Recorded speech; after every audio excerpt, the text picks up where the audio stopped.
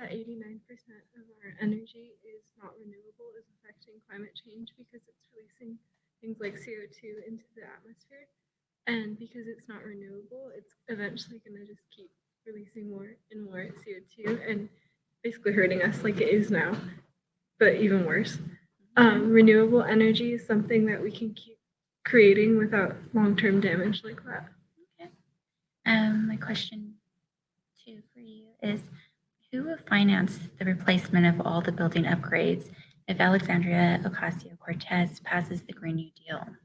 So taxpayers, as of right now, would fund that, and the government money would fund that, but that would also go back into the economy because the retrofitting houses and creating like a smart grid for the entire US would create jobs, and it would allow common people to create careers and new jobs, and it would stimulate the economy. As we're falling into a recession, it would just create a lot of new money while we're also spending money. So it's kind of like we're spending money to make it. Okay, and do we know how much this is going to cost? There's been estimates. It depends on to the extent of the Green New Deal that we're gonna like actually execute. I think it'll definitely be something that we're gonna be slowly rolling out, as we're seeing in other countries. Okay. Do you have an estimate of how much?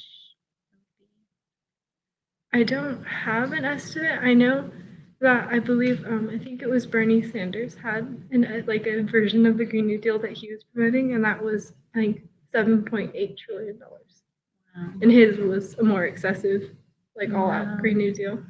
Okay, and my third question for you is, how long after implementing the Green New Deal will we notice climate change and economic stability?